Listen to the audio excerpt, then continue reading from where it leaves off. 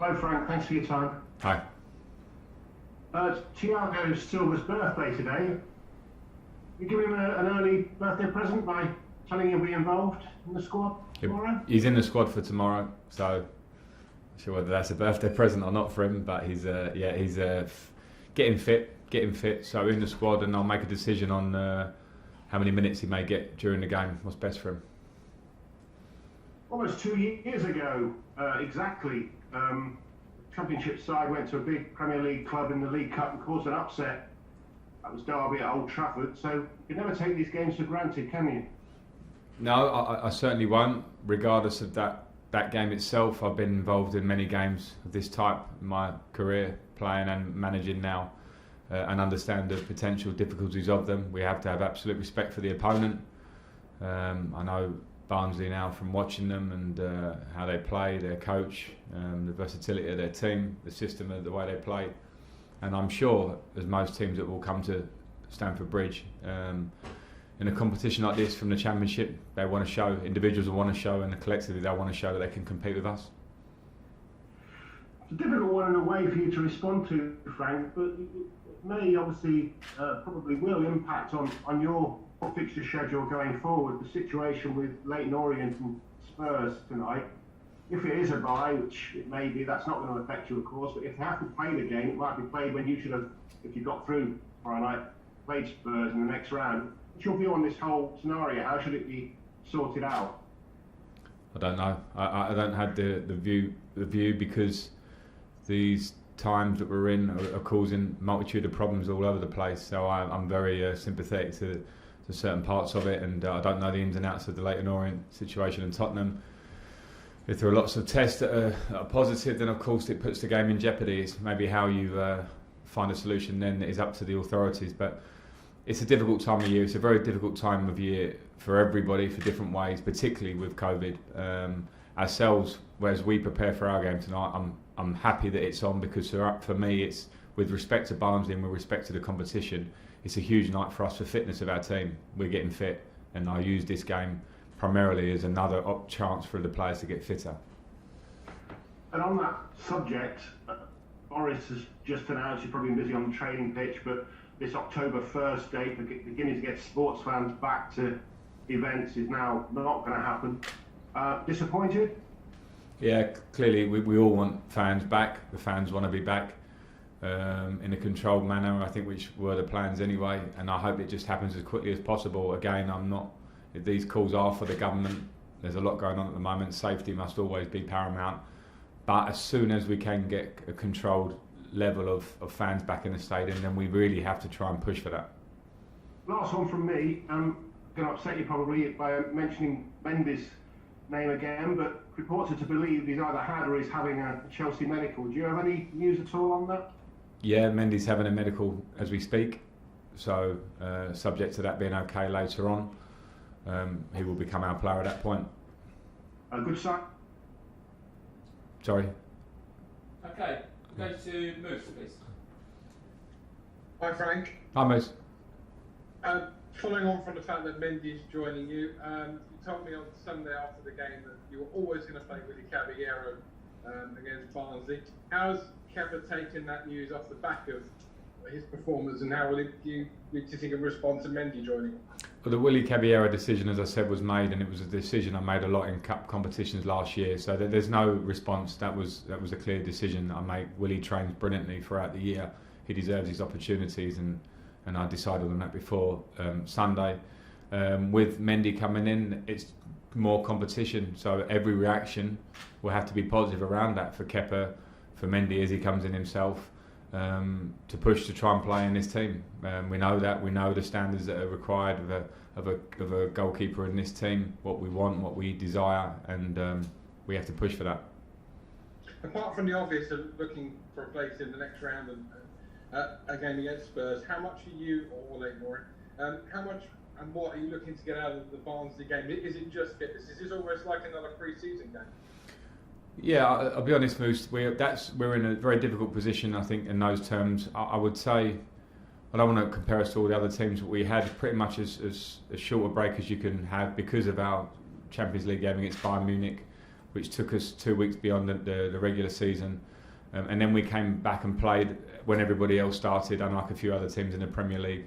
We also made some new signings. We also had double figures of quarantines at the start of pre-season. So we're clearly in pre-season mode, and that's why we mustn't get too judgmental. I'm not being too judgmental of the squad at this point, because we are short on fitness for individuals in the team. On top of that, I want to work on how we play and what we do, what we're about, and we showed fantastic stuff for big periods last year, and we want to move that step further. So every moment to work now is a moment to improve, and that means on the training pitch, and that means Barnsley tomorrow night. And finally, from me, I know you already mentioned about the fans and the fact that now it doesn't look like they won't be coming back in October. They may not even be back in 2020. I spoke to Steve Bruce this morning. He said that last season had to get finished, but it's not the spectacle it used to be. It's not really proper football without the fans. Is it actually getting you and the players down having to play in empty stadiums? It's not getting us down, because I think the professional element of it means that my job is more focused in a way without fans, because I can actually contribute more in game times and communicate with the players. So you just change your focus on that. We all seriously want fans back in, because this is what the Premier League is all about, having fans and having that interaction, home fans, away fans, whatever. It heightens the atmosphere, and we want that. So it certainly isn't getting us down. It's just we want them back badly. We want them back in a controlled manner, and let's hope we can find that way as soon as possible. John Southall, 5 Live. Hi Frank. Hi John. How important was Petr Cech in the signing of Edouard Mendy? Was his recommendation? Yeah, I think Petr was important in that, because it's a goalkeeper position is a very particular position. Petr Cech was the best in the world at that position for a long time, so he certainly will obviously have a big say in this situation. From my point of view, I lean heavily on him when it comes to the goalkeepers day-to-day, planning, future, everything. So yeah, he was very influential. On Tony Rudiger, what was the thinking about him not being in the squad on Sunday? And will he start tomorrow? I don't want to divulge the starting team tomorrow, so I won't go there. But I said it after the game against Liverpool that I now at this present time have 5 centre backs. So I don't want to have to answer the question every week of why 1 or 2 are on the bench or not in the squad. It's not possible. We don't have a squad, a bench of 9 players and 5 you can bring on. So sometimes people have to sit out. And with Kai Havertz, obviously he played more of a central role on Sunday. Where do you see his best position? Well, Kai has played various positions through his career, and he's played as a number 8, as a number 10. He played a lot of the right-hand side as well last year for Leverkusen. So I have my own ideas about where I see him going forward. I think the main point at the minute with Kai is getting him fit. He is heavily in what I mentioned with the team and squad being in pre-season mode. Kai, because of the situation, we aren't in the position where we can bring in players, backup players at big levels of money that we can wait and integrate them into the team. Kai has come here to be a huge talent for this team, and we just need to get him fit and ready, and then I think the position will become very clear. And of the others, Pulisic, Ben Chilwell, Ziyech, any of those ready to? Ben Chilwell's in the squad. Ben Chilwell's in the squad tomorrow, and Christian and Hakim Ziyech are getting closer as well. Okay, Nick Pure, all PA. Frank, obviously with great news that Mendy's hopefully going to be completed shortly, will that benefit Kepa in the long run to have that competition? Obviously, I know you really want everyone pushing each other. It's obvious, like you said, that confidence hasn't been brilliant for him, but it's been some people sort of I think assume that that Mendy's arrival means that's that for Kepa, but I think you see that differently, don't you? Is that just worth stressing that, isn't it? Yeah, I don't know what benefits anyone in the long run. Football is always in your hands in the current moment and how you work going forward. So I think competition is a regular thing at a club like Chelsea. I know the goalkeeper situation is not always as clear cut as that, but that's where we're at. We have brought Mendy in to bring that competition. We know that it's an area that Kepa himself wants to improve in his own performance. So it's in everybody's hands in this squad to push, to train, to have the right attitude, to try and compete to get in the team. So that remains the same. So yeah, I'm not making any final statements at all at the minute. Football's not like that. The lads have to work. They have to be a squad. They have to have spirit and be together and back each other. goalkeepers, particularly in their small group, have to do that day to day, and we'll see. James Ollie. Just following on from that, I mean, how difficult is it maybe the hardest position, goalkeeper, for a player to rebuild their confidence, because you either play or you don't, you don't play in a pairing. Could you just talk a little bit about, as a manager, how you tackle that, and how you rebuild that confidence in a goalkeeper? Yeah, I think it is the hardest position because of the individual nature of it, and because the mistakes generally get punished with goals. That doesn't happen necessarily in other parts of the pitch, so the eye can easily be drawn to that, and I understand that. So I also, as a manager, have to be sympathetic to that point. Last year, I changed the goalkeeper between Kepa and Willie a few times. But when I do it with a different thought process to how I do it with outfield players, because I understand the different elements to it. So I'm very aware of that. At the same time, we're always striving for the best performance we can get, and that's what we must continue to do. Last two, Liam Twomey and then Edouard Mendy.